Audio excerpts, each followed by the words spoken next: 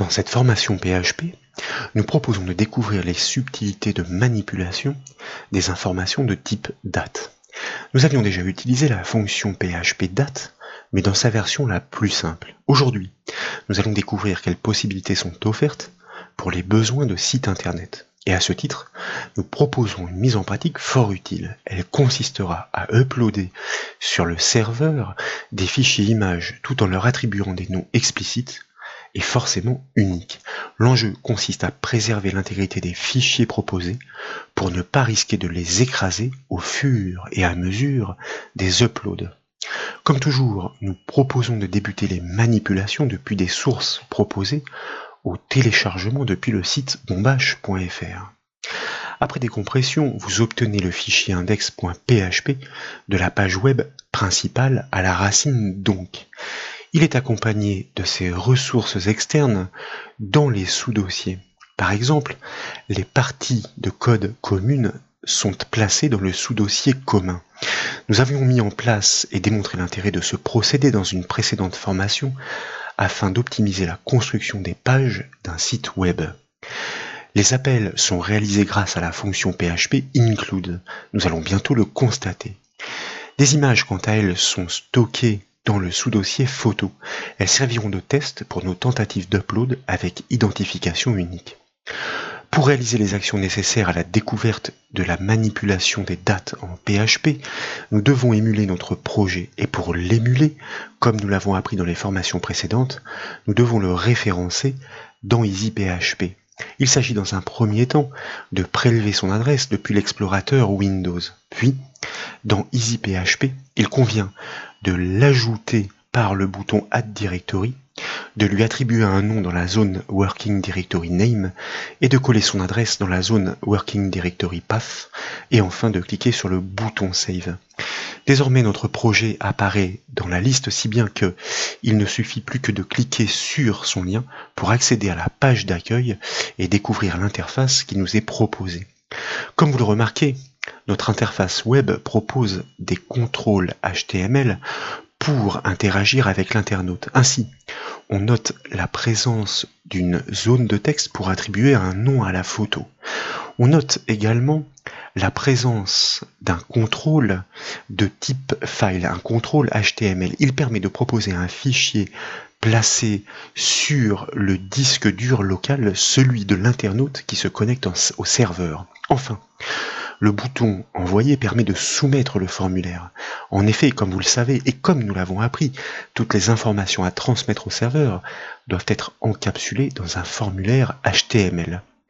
Nous proposons de constater tout cela.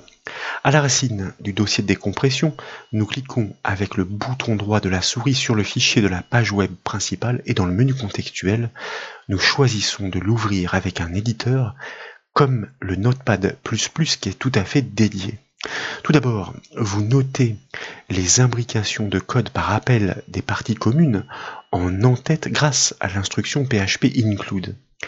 Ensuite, à partir de la ligne 29, pour un éditeur Notepad, vous notez l'imbrication des contrôles qui sont destinés à l'internaute encapsulés dans un formulaire HTML d'identifiant et de nom formulaire. Sa méthode de soumission est POST pour ne pas passer les informations par l'URL. La page de réception est l'actuelle page déterminée par l'attribut action.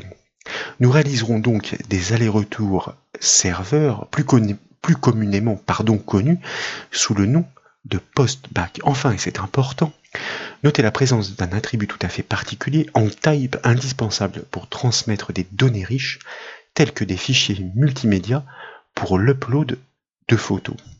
Puis, plus bas dans le code, plus précisément à partir de la ligne 43 pour un éditeur Notepad, figure la section qui nous intéresse pour commencer. Ces deux calques d'identifiants respectifs colonne gauche et colonne droite représentent les deux cadres de la partie centrale de la page web. Nous allons les exploiter pour coder nos premières instructions à la découverte de cette fameuse fonction date. Nous l'avions d'ailleurs découverte lors de la première formation. Pour débuter La programmation en PHP, elle ne requiert qu'un seul paramètre, mais les variantes de cet attribut sont nombreuses et selon cette valeur, le format de la date retournée peut changer du tout au tout. Nous proposons dans un premier temps de la répliquer telle que nous l'avions apprise. Et pour ce faire, donc, nous commençons par créer notre section de code PHP dans le premier des deux calques qui nous sont proposés sur cette page web. Et il s'agit ensuite, dans un premier temps donc, d'afficher la date du jour dynamique, comme par exemple, après concaténation, nous sommes aujourd'hui le deux points que nous allons concaténer après avoir inscrit un espace grâce au point en PHP, comme vous le savez, à la date du jour dynamique renvoyée grâce à la fonction date qui requiert un attribut permettant de préciser son format de sortie et en l'occurrence entre guillemets, nous allons lui stipuler que nous souhaitons le jour grâce à la lettre D, D pour D en américain, le mois avec la lettre M, M pour month, et enfin le Y pour l'année, Y pour year. Nous fermons les guillemets, nous fermons la parenthèse de la fonction date bien entendu, et nous ponctuons notre syntaxe avec le point-virgule. Nous enregistrons les modifications, nous basculons sur notre navigateur, nous rafraîchissons la page avec la touche F5 du clavier, et comme vous le constatez, la date du jour dynamique apparaît en effet dans sa forme la plus simple. La valeur de l'attribut passé en paramètre a donc une incidence directe sur le format de sortie de la date produite par la fonction date. Et je vous propose de le constater immédiatement en remplaçant le Y minuscule par un Y majuscule. Tout d'abord, je vais me permettre ici de concaténer mon instruction avec un saut de ligne HTML, une balise BR, de manière à ce que nos instructions puissent s'identifier clairement sur la largeur du cadre tel qu'il nous est proposé. Nous choisissons donc effectivement ici de remplacer le Y minuscule par un Y majuscule. Nous enregistrons les modifications, nous retournons sur notre navigateur, nous rafraîchissons la page web et vous remarquez que nous avons ainsi augmenté la richesse de l'information sur l'année de la date. Elle s'affiche désormais dans sa version longue.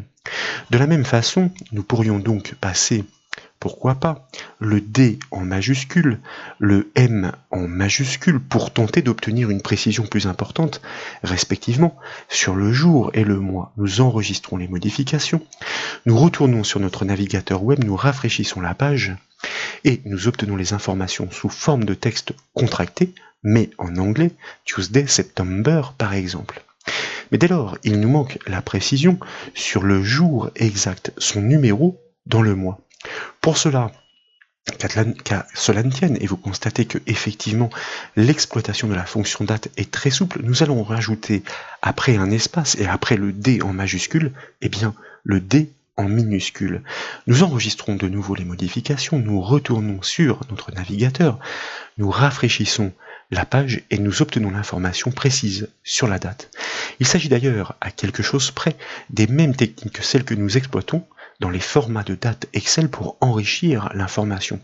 Nous pourrions aussi modifier son format de sortie pour préférer à la place des slash, pourquoi pas, des tirets. Et d'ailleurs, pendant que j'y suis, je vais me permettre ici de restituer l'information telle que nous l'avions proposée au début de cette formation, c'est-à-dire dans la version la plus simple de la fonction date, avec les lettres, des attributs passés en minuscules. Et vous constatez effectivement que nous sommes capables de produire des formats de sortie complètement différents selon les modifications que nous appliquons sur les attributs passés en paramètres de cette fonction date. Il est même possible d'atteindre la précision sur l'heure, les minutes et les secondes grâce aux attributs respectifs H pour heure, I et S, S pour seconde, à mentionner dans l'attribut construit date. Ce que je vous propose de réaliser ensemble désormais. Nous allons ajouter un tiret avec un espace de part et d'autre de manière à séparer les informations et à aérer la présentation.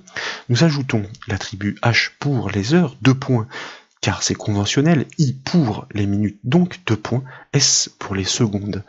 Nous enregistrons de nouveau les modifications, nous retournons sur notre navigateur, nous rafraîchissons la page et vous remarquez que nous obtenons effectivement l'information détaillée sur l'heure, les minutes et jusqu'à la seconde près.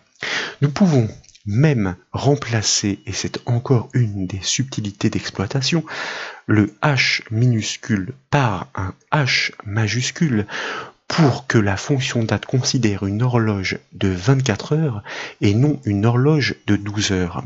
Démonstration, après avoir rafraîchi la page, il n'est plus 2 heures, mais 14 heures, soit 2 heures de l'après-midi.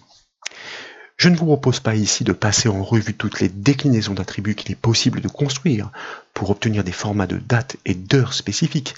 Les démonstrations seraient trop longues et fastidieuses, d'autant que nous possédons déjà les éléments qui nous intéressent pour les traitements les plus courants. Ils seront en revanche énoncés sur le site bombage.fr dans la formation en pas à pas détaillée. Nous allons le voir, les opérations sur les dates, comme les comparaisons notamment, ne sont pas si triviales que cela. En revanche, finalement, la variable stockée n'est autre qu'une chaîne de texte dont on peut manipuler l'aspect comme nous l'avons fait. Nous allons devoir exploiter une fonction PHP capable de convertir explicitement la chaîne de texte en date pour pouvoir la manipuler. Tout d'abord, de retour dans notre éditeur, je vous propose que nous passions notre précédente instruction à titre de test en commentaire, grâce pourquoi pas, à 2/.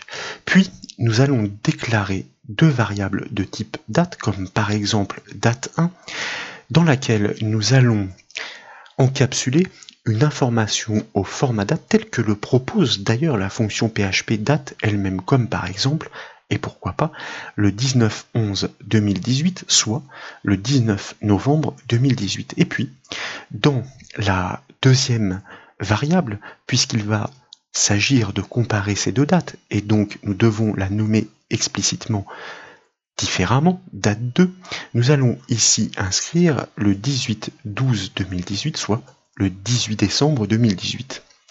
La première des deux dates est donc une date antérieure à la seconde.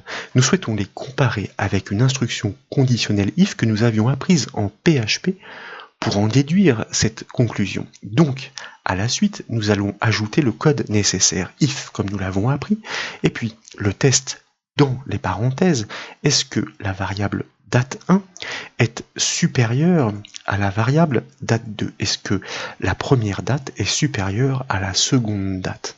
Nous n'avons pas besoin des accolades comme nous l'avons déjà appris et compris dans les formations précédentes. Je m'aperçois que j'avais écrit 2 fois le même nom de variable.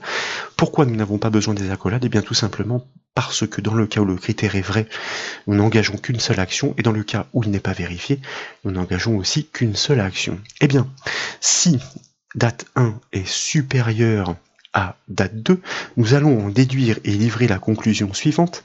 Date 2, grâce à l'instruction PHP echo pour afficher une information concaténée en lieu et place d'une variable avec une partie statique, date 2, BR sur la ligne suivante, est donc antérieure à date 1, est antérieure à, et donc entre guillemets que nous concaténons de nouveau avec une partie statique, et tant qu'à faire pour respecter la construction initiale, nous ajoutons de nouveau un saut de ligne grâce à la balise HTML BR, comme je vous le disais. Si date 1 est supérieur à date 2, nous en déduisons décidément que date 2 est donc antérieure à date 1 avec le $, comme il est de coutume dans la déclaration de variables en PHP. Si date 1 est supérieur à date 2, nous inscrivons la conclusion suivante. Date 2, qui sera retranscrite dans sa version de date, est antérieure à date 1. Jusque-là, tout est logique. Dans le cas contraire, si ce critère n'est pas vérifié, eh bien, c'est la conclusion inverse qui coule de source, à savoir que date 1 est antérieure à date 2. Donc, nous n'avons plus qu'à inverser les deux noms de variables. Qu'en est-il si nous enregistrons les modifications, que nous revenons sur notre navigateur et que nous rafraîchissons notre page web? Vous constatez que la conclusion est tout autre.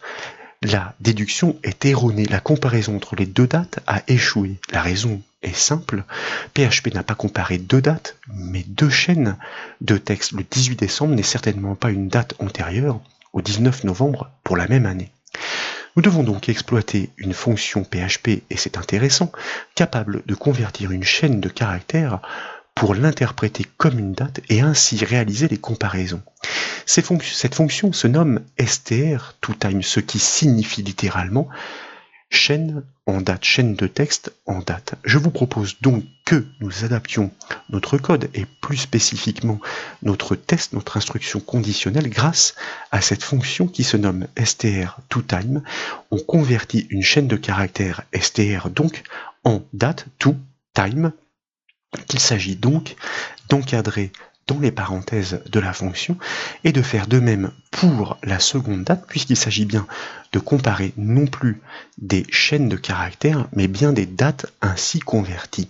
Et nous allons voir si nous obtenons une conclusion différente. Nous enregistrons les modifications, nous retournons sur notre navigateur web, nous rafraîchissons la page avec la touche F5 du clavier et vous constatez l'inversion des dates conduisant cette fois à la bonne conclusion. En effet, le 19 novembre est bien une date antérieure au 18 décembre. Il est même possible de calculer la différence entre deux dates et de choisir la forme du résultat en nombre de jours par exemple. Pour cela, il s'agit d'exploiter la fonction PHP dateDiff. Mais pour son calcul, elle requiert que les dates soient explicitement déclarées comme des objets de type date grâce à la fonction dateCreate. De plus, ces dates doivent être passées au format anglais, soit d'abord l'année, ensuite le mois et ensuite le jour. Ce cas sera traité, là encore, dans le support détaillé. Passons à la suite. L'enjeu pour un site web dynamique consiste à pouvoir proposer de nouvelles rubriques régulièrement, agrémentées de fichiers comme des images. Le risque est qu'un même nom soit attribué à un fichier déjà uploadé sur le serveur. Dans ce cas, l'image est écrasée et l'illustration de la rubrique ne correspond plus. Cet enjeu est d'autant plus important pour un site internet qui propose à ses internautes d'enrichir eux-mêmes le contenu du site par upload, comme par exemple YouTube. La solution consiste donc à attribuer un nom de fichier forcément unique avant l'upload et avant l'inscription en base de données. C'est tout naturellement la fonction PHP-date qui va nous aider à y parvenir. Nous proposons de prélever le titre donné par l'internaute dans un premier temps. Nous devons purger la chaîne de caractères des espaces et accents. Puis, nous proposons de lui additionner un suffixe unique comprenant la date complète, détaillée jusqu'à la seconde précise de l'action. Pour purger cette chaîne, nous proposons d'exploiter un code existant dans un fichier externe situé dans le sous-dossier local fonction. Deux fonctions sont proposées. La première remplace les accents, tandis que la seconde remplace les caractères spéciaux. Nous nous contentons ici de les exploiter sans approfondir les explications afin de nous concentrer sur l'objectif principal.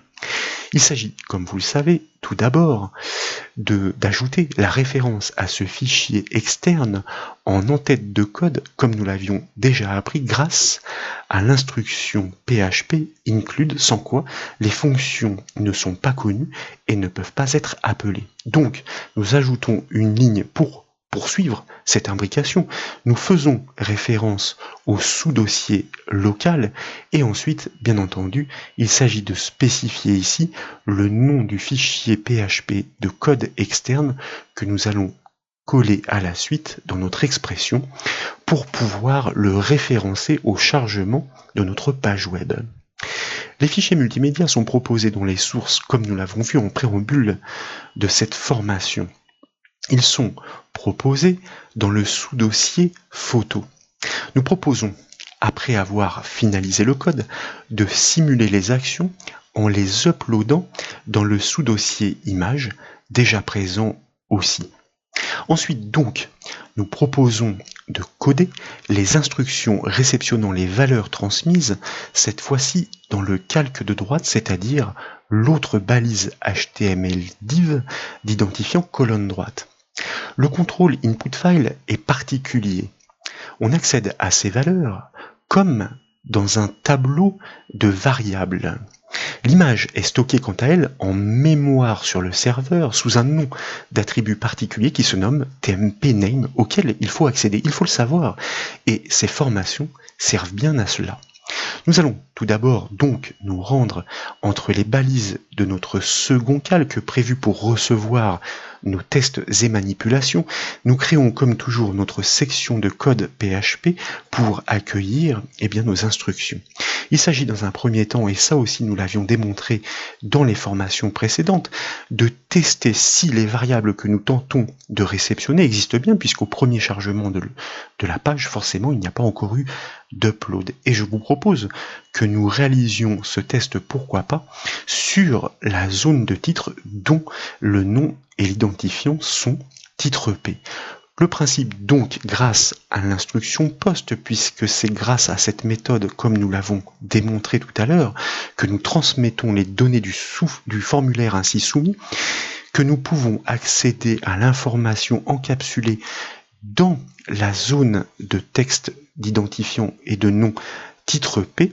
Est-ce que lorsque nous tentons de la réceptionner, cette information existe, oui ou non? Car si elle n'existe pas, eh bien tout simplement, nous ne devons pas poursuivre le traitement, ça veut dire que l'upload n'a pas eu lieu, et ainsi nous allons éviter les erreurs. Nous n'oublions pas de borner notre instruction conditionnelle grâce aux accolades, car cette fois-ci, nous avons de nombreuses actions à entrevoir. Tout d'abord, je vous propose de déclarer une variable que nous nommons le titre, qui va permettre de réceptionner tout simplement le nom que l'utilisateur, l'internaute, souhaite donner à la photo. Et pour cela, dans un premier temps, et même si c'est pas forcément nécessaire, je vous propose d'exploiter une fonction PHP qui se nomme @slashes, et je vais vous expliquer à quoi elle sert conventionnellement à chaque fois qu'on réalise des uploads avant l'insertion dans les bases de données.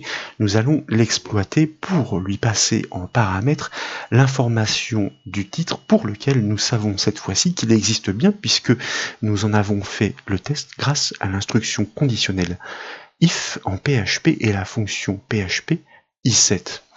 @slashes est tout simplement une fonction qui permet d'ajouter des caractères d'échappement à chaque fois que des apostrophes sont décelés, ce qui est une particularité notamment de la langue française, car nous savons très bien que les apostrophes sont utilisées dans les langages pour encadrer des instructions ou pour réaliser des concaténations. Il ne faut pas justement qu'il y ait d'ambiguïté. Donc le caractère d'échappement permet de dire à PHP qu'il ne doit pas la considérer mais la retranscrire telle qu'elle. Nous réceptionnons donc dans la variable le titre l'information du nom donné par l'internaute à la photo. Dans la foulée, je vous propose de déclarer une variable qui portera bien son nom photo TMP pour temporaire, qui va consister à récupérer, à stocker le nom de la photo tel que le contrôle HTML input file le propose avant que nous puissions de le traiter. Dans la foulée, nous aurions pu d'ailleurs le faire en même temps, mais ainsi cela nous permet d'expliciter le code. Nous allons l'affecter de cette information, et comme je vous le disais, le contrôle file est particulier dans la mesure où il résonne comme un tableau de variables. Nous y accédons grâce à l'instruction files. Nous devons préciser son nom qui est explicitement reconnu avec l'identifiant et le name photo dans le code HTML donc.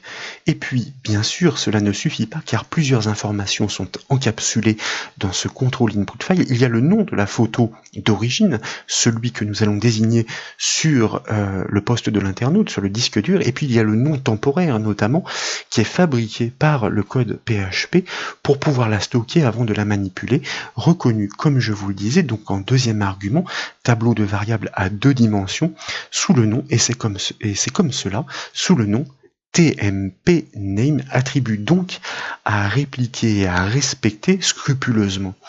Dans la foulée, nous souhaiterions, avant d'aller plus loin, tester ces instructions de code à ce stade. Donc, je vous propose que nous relations les informations que nous avons réussi à récolter en lieu et place grâce, comme toujours, à une fonction PHP echo que nous allons concaténer avec une partie statique, un tiré, pour pouvoir séparer explicitement les deux informations l'une de l'autre, la variable le titre, et puis la variable nom photo TMP, sans oublier, comme toujours, de bien ponctuer notre syntaxe à l'issue. Je vous propose, bien entendu, d'enregistrer les modifications, de revenir sur notre navigateur web dont nous allons rafraîchir la page, de cliquer sur le bouton parcourir de notre contrôle input file, de désigner l'une des photos proposées au téléchargement, comme par exemple village Var, et nous pourrions ici donner un titre, on va dire tiens, visite de l'arrière-pays, pourquoi pas, ou bien visite des collines du Var, avec un titre un peu plus long, dirons-nous. Lorsque nous cliquons sur le bouton envoyer, nécessairement nous soumettons toutes les valeurs encapsulées dans le formulaire HTML et vous constatez que nous sommes en mesure, grâce à la fonction PHP Echo, de restituer tout d'abord le nom que nous avons parfaitement réussi à réceptionner, ainsi d'ailleurs que le chemin temporaire qui est fixé par ce contrôle input file en mémoire pour stocker cette photo qu'il s'agit maintenant de pouvoir exploiter.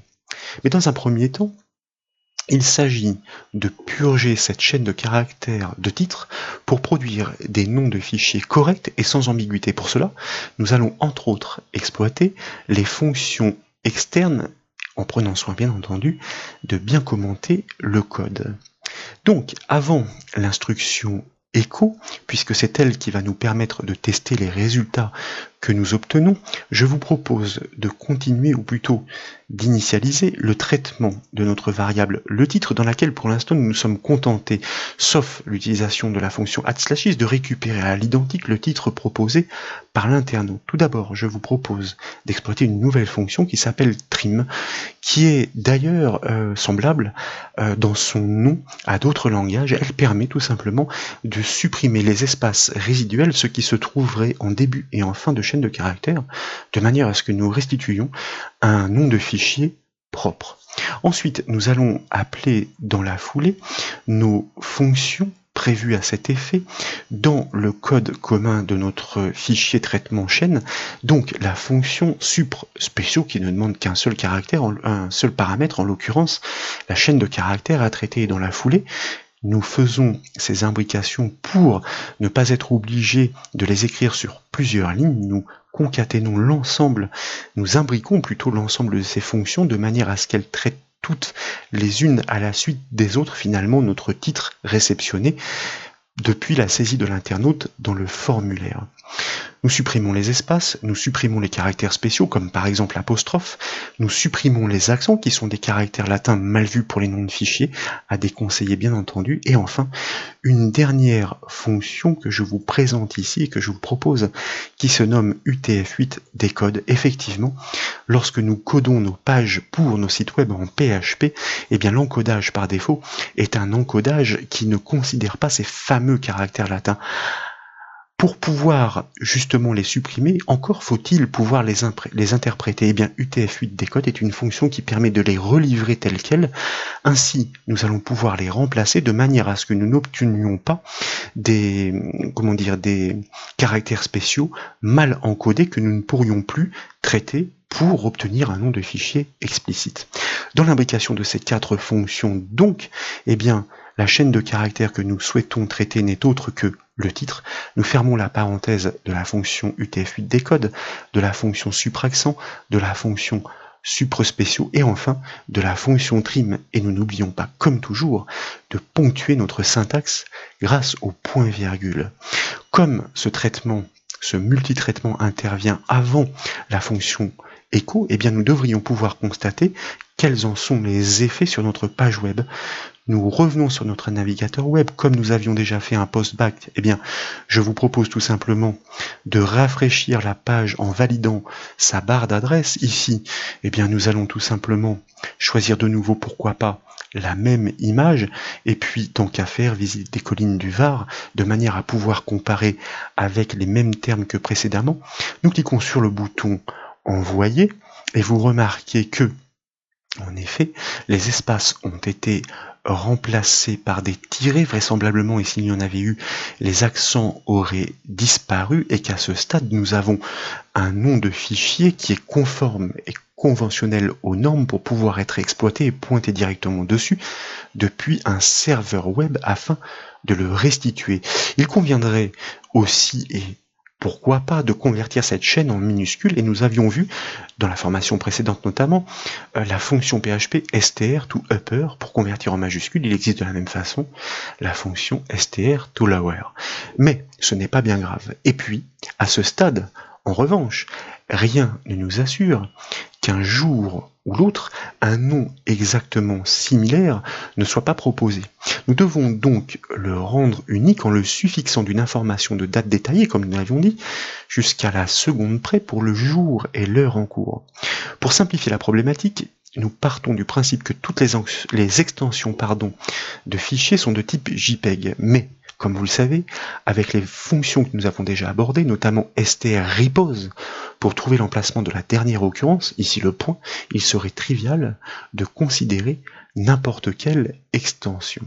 Pour ce faire, donc, je vous propose de revenir dans notre code et puis de poursuivre l'implémentation de notre variable le titre qui désormais a correctement été traité, purgé et de ses caractères spéciaux, des espaces, des accents, grâce à nos fonctions externes.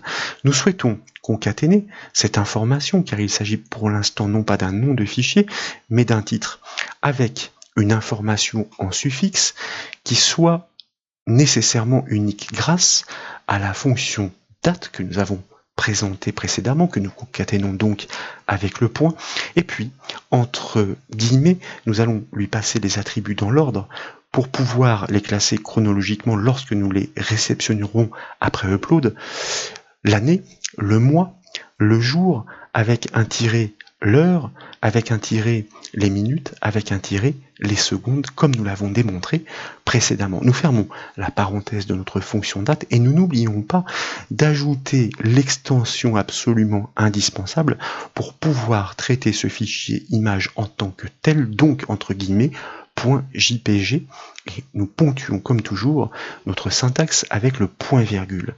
Nous enregistrons les modifications, nous revenons sur notre navigateur web, nous allons recharger la page en validant sa barre d'adresse, nous allons proposer une autre image, comme par exemple celle de la piscine.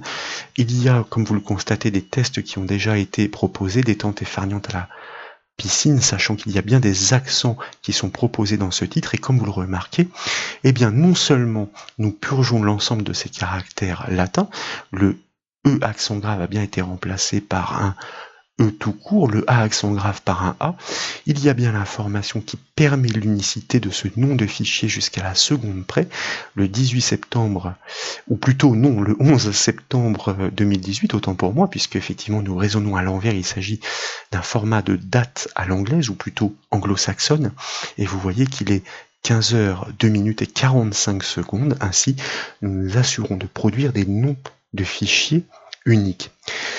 Donc il s'agit effectivement maintenant de pouvoir uploader ces images sur le serveur.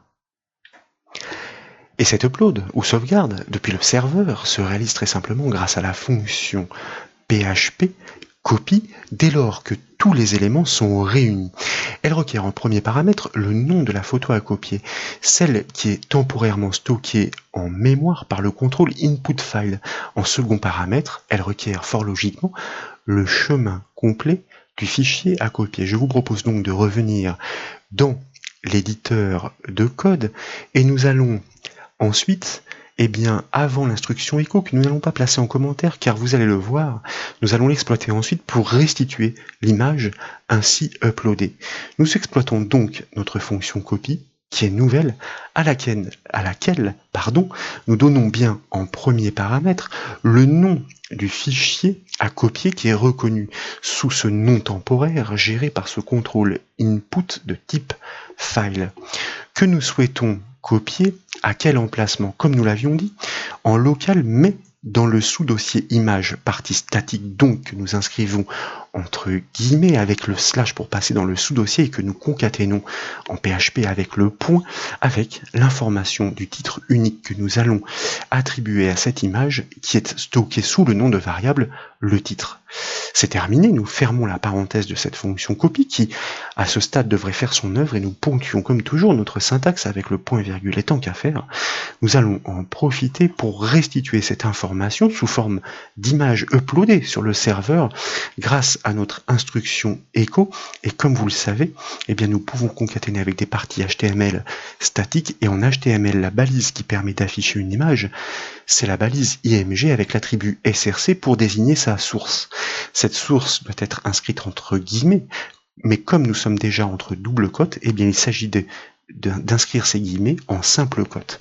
Cette image est donc située dans le sous-dossier image / oui, mais à concaténer donc avec, et là nous brisons la partie statique, point pour concaténer avec la partie dynamique. Cette partie dynamique n'est autre que le nom du fichier image tel qu'il a été enregistré sur le disque local du serveur grâce à la fonction PHP copy, que nous reconcaténons la partie statique donc entre double cote et nous n'oublions pas de fermer la simple cote qui encadre ce chemin d'accès complet de l'image, et tant qu'à faire pour limiter la taille de l'image, car je ne sais pas bien les dimensions qui sont proposées, nous avons un calque, une balise div dont la largeur est restreinte, donc nous allons lui apposer une largeur grâce à son attribut width, que nous allons fixer pourquoi pas à 280 px, car je crois que notre calque peut aller un peu au-delà des 300 pixels, sachant qu'il y a des paddings et des margins,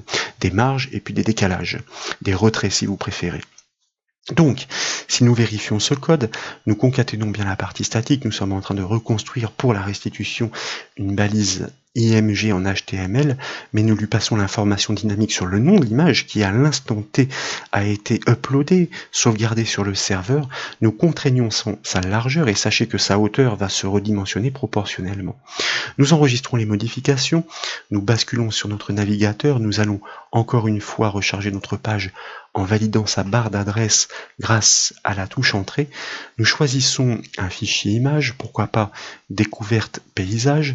Nous allons lui donner un titre. Est-ce qu'il y en a déjà qui ferait l'affaire? Par exemple, l'arrière-pays varois, pardon. Nous cliquons sur le bouton envoyer et vous constatez que instantanément, en même temps que vraisemblablement nous avons été capables de réceptionner cette image, de retravailler son titre de façon unique, et bien depuis le serveur, nous avons aussi été capables de la recharger sur la page web. Il ne s'agit pas d'un traitement client, mais bien d'un traitement serveur, et pour preuve, nous allons faire un clic droit sur cette image, et nous allons consulter ces informations de l'image.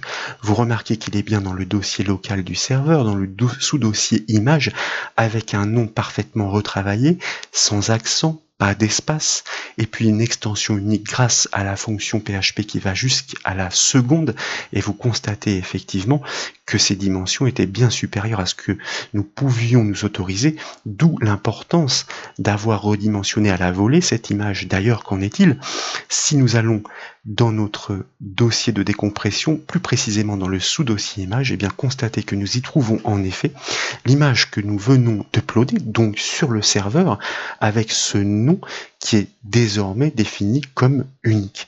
À l'avenir, c'est ce nom qui devra être exploité pour l'inscription en base de données. Nous serons ainsi en mesure de restituer toutes les informations sur demande internaute par requête SQL. Voilà pour ces démonstrations sur les manipulations de date et leur intérêt au travers d'un exemple concret. J'espère qu'elles vous ont plu. Si c'est le cas, comme toujours, je compte sur vous pour mettre un petit j'aime à la vidéo. Et comme vous le savez, vous pouvez retrouver toutes les autres formations sur le site bombache.fr. Je vous remercie.